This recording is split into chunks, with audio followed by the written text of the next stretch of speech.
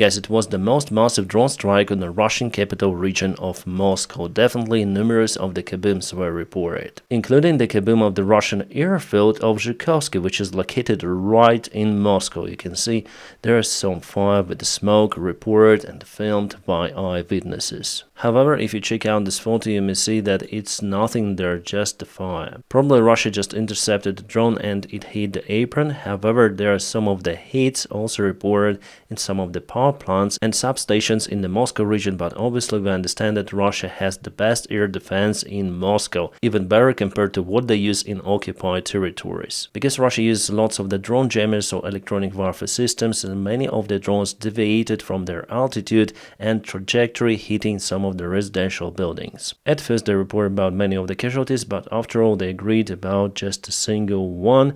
However, yes, civilian casualties are always bad. But what's the difference between Russia and Ukraine here? Ukraine do not aim towards those kind of the residential buildings. Ukraine aims towards the Russian sensitive infrastructure and military objects, but Russia may deflect the trajectory of the Ukrainian drones with their systems, and here we go. And this is the gas pipeline in St. Petersburg that was also hit by the drone. The distance from that place to Ukraine is at least 1,300 kilometers, which is nearly 800 miles, so it's far away. Because of the strikes, Russia closed many of the airfields in the Moscow region, including the main airfield for Vladimir Putin. It's Vnukovo Airport. By the way, I've flown there many times. Hello my friends and welcome, my name is Dennis and this is the latest update from Ukraine. Let's go. You probably already know that Iran transferred or up to transfer their ballistic missiles to the Russian Federation.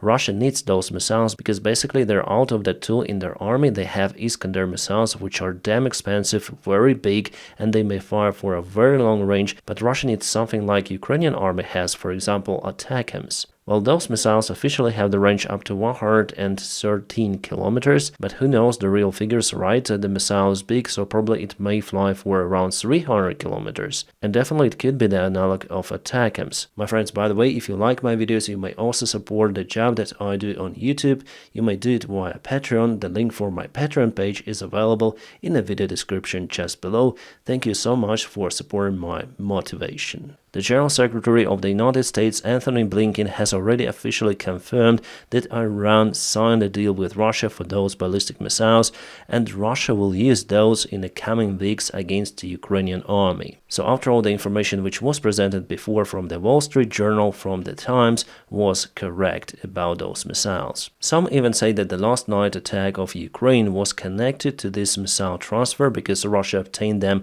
and stored in Moscow region, but it's really hard to prove that information, and also it's hard to get the evidence that Ukraine was successful with this possible strike. So how many missiles Russia might get? Well, around 200 of those missiles. It is a great number. If we speak about the ballistic missiles, it's very hard to shut those down with the help of the standard air defense. The Patriot air defense system might deal with it, but also there is the possibility that it will miss. But is the situation with the transfer of the ballistic missiles in general good for Russia? I think it might play a very bad role for them. Because again, according to the Western sources, Ukraine might obtain the permission in the coming days to use ATACMS missiles against the Russian targets on the Russian territory for the full range. Well, first of all, we have this information from a House Foreign Affairs Chairman Michael McCaul. He stated that the United States Secretary Blinken during the recent conversation indicated that he would be traveling with his UK counterpart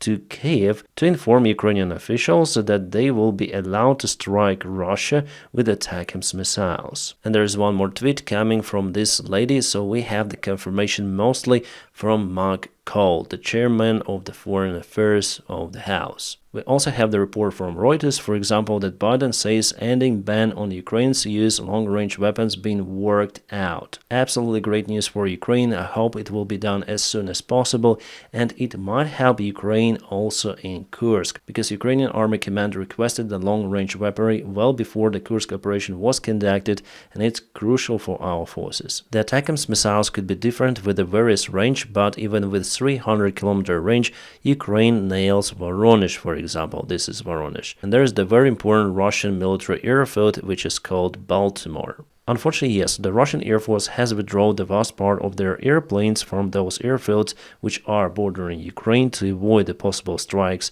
of ATACMS, but operating from the longer distance is also not good for the Russian airplanes because they may take less payload and less fuel. And here, for example, what we have with a range of 370 kilometers, but even with 300 kilometers, Ukraine successfully reaches the Kerch Bridge. Potentially, Ukraine may also obtain the modification of the Storm Shadow or Scalp missile with a range of 560 kilometers. The similar range goes for the German-made Taurus missiles, and here you can see that in this case, Kremlin and Moscow City within the range. From what I see, some of the Russian military bloggers are satisfied and excited that Russia will get Iranian ballistic missiles, but some who still might think see the real threat for Russia itself. They say what I say to you, that with ATACMS permission, Ukraine has all the chances to minimize the threat from the Russian gliding bombs. And they are sure that the United States will give this approval very soon, as they did the approval to use GMLRS missiles for HIMARS and MT-70 MLRS systems right after Russia started the attack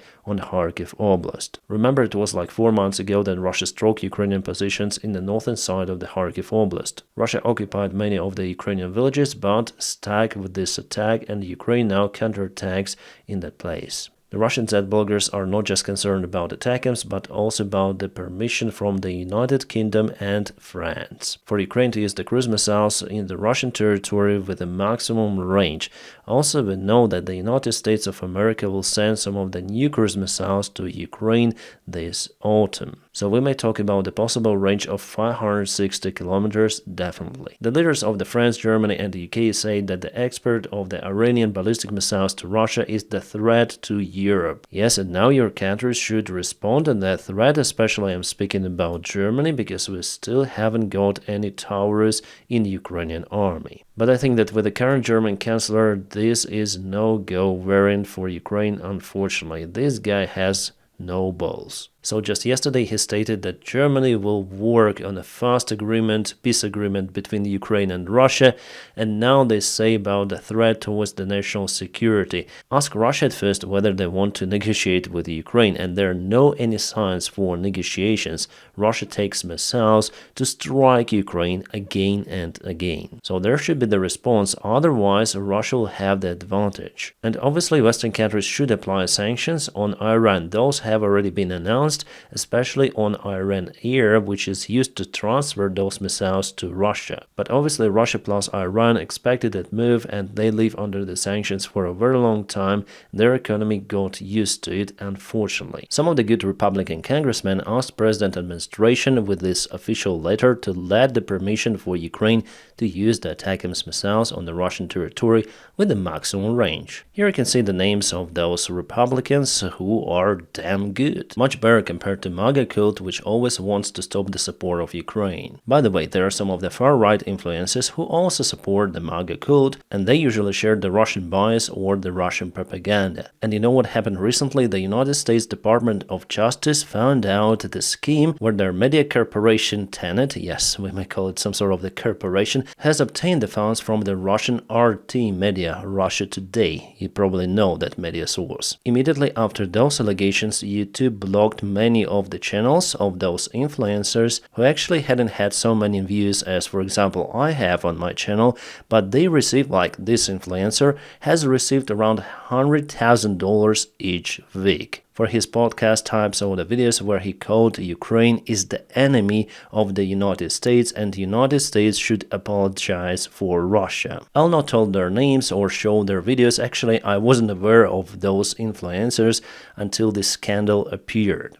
What I may say that is just the tip of the iceberg. In the list, there were more than 2,000 influencers from 82 of the countries globally who received the funds from the Russia Today. 600 of those influencers are based in the United States. The feature for all of those YouTubers, bloggers, wherever is that they support MAGA, so Trump, and also they blame Ukraine for everything. They share the same thoughts as Russian propaganda, for example, about the Crocus City Hall attack. Clearly it was conducted by ISIS, there was the evidence of it, but Russia blamed Ukraine for it. They did it too. So you see how serious all this stuff really is, and Russia is willing to spend millions of dollars for propaganda purposes. That's why, guys, I do my job on this channel to share the counter-propaganda, and the only way to do it is to speak truth. More about those traitors and their schemes you may check out on Ryan Macbeth channel. I'll put the link for it right in the video description below. Also, Jake Bro told about it, you may check out his channel, plus Artur Rehi also said about the case. As for the pro-Ukrainian YouTubers, no one pays us, just Google AdSense, and your support is very important. Yes, sometimes you may also watch our advertisements with different companies, but I don't see that pro-Ukrainian YouTubers really advertise some of the scam. That's how we basically got our money, and they got the money directly from Russia, dirty Russian money. Now they say that they were not aware of this situation, but it's fake. You receive $100,000, like this guy, he received $100,000 each week. For what? For 30, maximum 50,000 views? I think it doesn't work like that. Also, I think that there is some sort of the money laundering scheme in Russia today itself, because they just waste those resources for those bloggers, because after all, they do not provide that huge coverage in the media. It means that the Russian management doesn't really know where the money for the propaganda are spent for. Alright, now let's go to the frontlines review to the Kursk Oblast, where Russia started the counteroffensive operation. They want to regain the control over their lost territories. They start to share those kind of the maps that the counteroffensive from their side is very successful. They are taking village after village, for example Gordievka and Snagost. Also, they start their offensive from Korneva because they send some of the reinforcements to that settlement. For this hour it is hard to prove, but we have some of the video evidence. So here we have the video from the Russian side. There are numerous of the armored vehicles of the Russian paratroop division, and definitely they are going somewhere. It's hard for me to locate the area, but maybe it's not far away from Snagost. Well, maybe it's even from the Kursk Oblast. Here they go very fast. There were no mines set in those fields, and obviously they took the local village with the actual fight. I'll be waiting for the geographical confirmation of this location from some of the Western experts. Alright, I had to wait just a few of the minutes. Deep State military map source already published the update, not on their military map, but they say that definitely Russians went on a counterattack. From what I saw in the video, they've took the local village. Russians lost lots of the pontoon bridges, but finally were able to send some of the armored vehicles to this area. Now they have enough forces and resources for the counteroffensive actions. Honestly, I think Ukraine wasn't expected that, because no defense lines were built. Ukraine controlled the area with FPV drones and with soldiers. But till this hour, it's early to say that Ukraine lost the Snagost village. If it is so, it's definitely a breakthrough by the Russian army.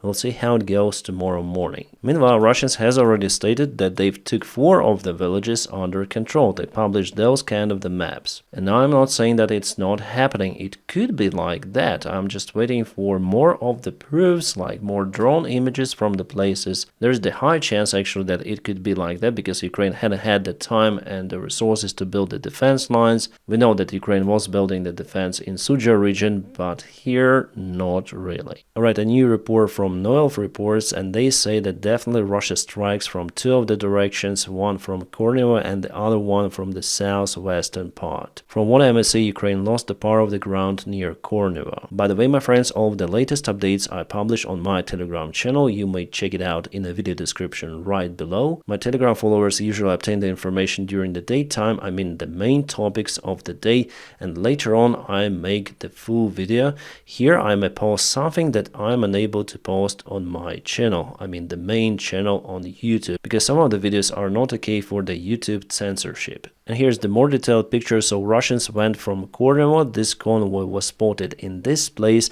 and they definitely attacked Snagost village. As reported, they've took it under control. The destiny of this and this village is unknown. And there's the confirmation that some of the Ukrainian soldiers were imprisoned by the Russian soldiers. Well, luckily they're alive. Hopefully will be exchanged very soon. We have this drone image, so it's the confirmation. I think that tomorrow we're gonna see more of the updates from the Deep State military map source, from the Maiko 73, from the NOAF reports, and many other analytics. But what I generally think about this Kursk operation, well, my honest opinion, that Ukraine will withdraw the forces from the Kursk region during the cold period of the year. I already told you about it in one of my videos. Yes, we are all happy that Ukraine goes ahead, even taking some of the Russian territory, but you should understand that Ukraine is very limited in its resources. This Kursk operation showed that Russia doesn't want to take the resources from the eastern part of Ukraine, which is now critical for Ukrainian armed forces. So Ukraine used the part of the resources for Kursk and not yet able to reach the Kurchatov nuclear power plant,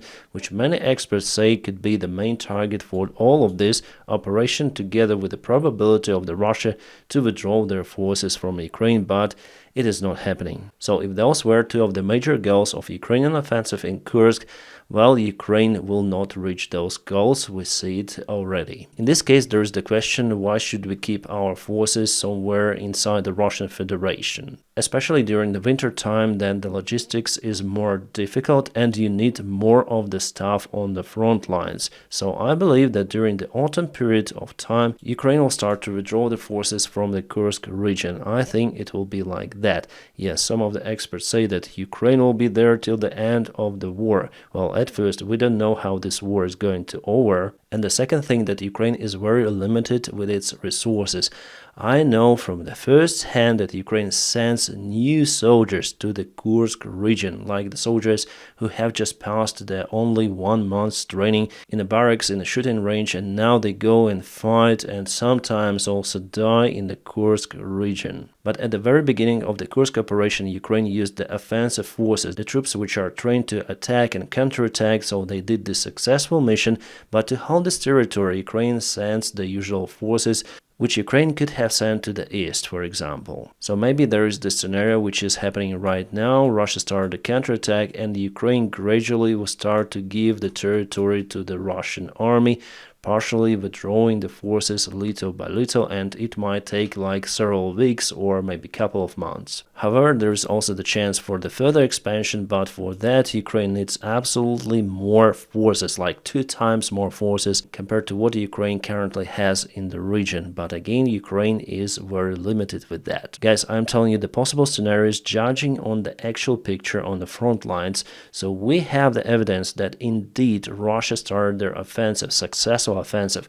We saw how they went into the local village, just a single one, but they reported 4 of the villages. So if tomorrow we'll see this update, it means that Ukraine is really in lack of the resources in Kursk, and little by little this operation will be over. About the assaults which are happening from the Ukrainian side in Kursk, well, there are no reports about those for the second consecutive day. I would say for the last couple of days Ukraine was totally in defense. And now let's go to the eastern front lines, Pokrovsk direction. Russia renewed their offensive towards Pokrovsk city, so they're capable actually to strike Ukraine from 2 of the directions, one towards Pokrovsk and the other one towards south. Well, after all, I think that this direction is the first priority for Russian army based on their pace. Nevertheless, they continue to push in this sector too. Let's zoom into it and let's check out the latest updates. So it was yesterday and it is today. They've took Novhorodivka just in 3 days, and now they've took the local field. Decreasing the total range towards Pokrovsk, we're taking this distance for now, so 7.77 kilometers, roughly 4.8 miles towards the first buildings of all of this settlement in Pokrovsk. Yes, this considered as the village, but indeed it's the part, we see that it's the part of the Pokrovsk settlement. The situation for Ukraine is damn serious in Pokrovsk direction, and there are no any signs that Ukraine will be able to stop the main Russian offensive.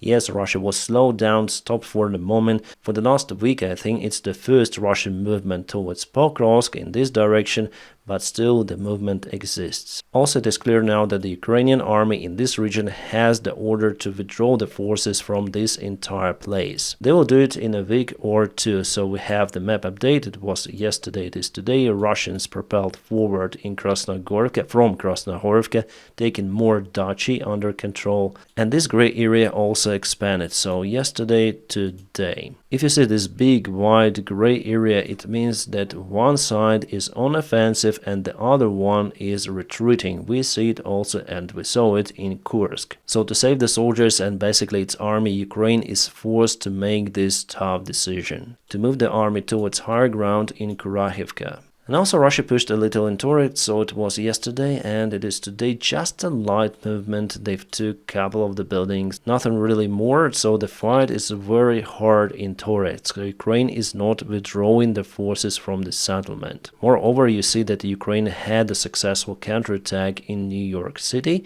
For now, Ukraine still keeps it under control.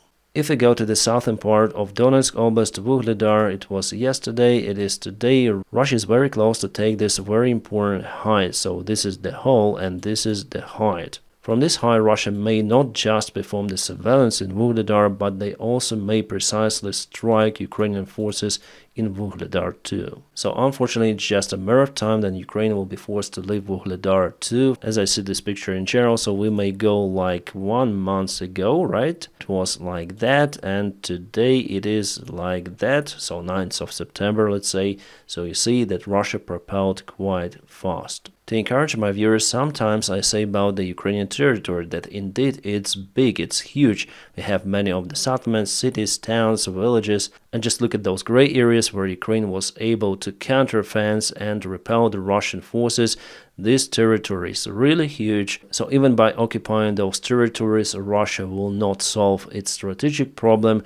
They will have just the tactical success. But you know, guys, after all, Ukraine has losses. Ukraine loses the best of the best. And it just cannot continue forever for Ukraine. That's why for now Ukraine requires immediate support from our allies. Then Ukraine potentially has enough forces to repel the Russian attacks, because in the future it might not be possible because Ukraine wastes its resources, military resources, and also army men. Yes, we understand that Russia loses many more soldiers, but Putin may announce a new mobilization and they'll have enough forces to occupy maybe all of the Donetsk Oblast if Ukraine will be out of the tools to stop the Russian offensive operations. But indeed, for Russia in the current state, the task to occupy all of the Ukraine is not possible. It's impossible. Even with several mobilization waves, they will fail with it. Well, there are some of the rumors that Russia may try to attack Kiev once again, and Belarus forces might help them with this, but I think that I'll tell you about it a little later. There was the interview with the ex-defense minister of the Russian Federation, Shoigu. He's now the secretary of the Russian Security Council, and he says that Russia will never start negotiations with the Ukraine while the Ukrainian armed forces are located in the Kursk region. Kind of the interesting statement really, because in the Russian constitution there is no difference between occupied or not yet occupied Ukrainian territories. For example, the city of Zaporizhia, Russians weren't there, but that city is in the Russian constitution as the Russian Federation, as well as the territory of the Kursk Oblast. There is no difference, but they put attention on the original territory of Russia here. Kind of interesting. So even for the Russian elite, there is the difference. White House sends the Ukraine strategy report to the Congress. It was a promise from Biden's administration that the military support of Ukraine was voted in Congress, so doctrine strategy for Ukraine does exist. Alright guys, I just hope that we're gonna see some of the good news in the coming days. Well, anyways, I'm gonna keep you updated, and now please don't forget to press your huge like to this video. By doing so, you help me a lot. And as usual, I wish you all a peaceful sky wherever you are, and have a great time.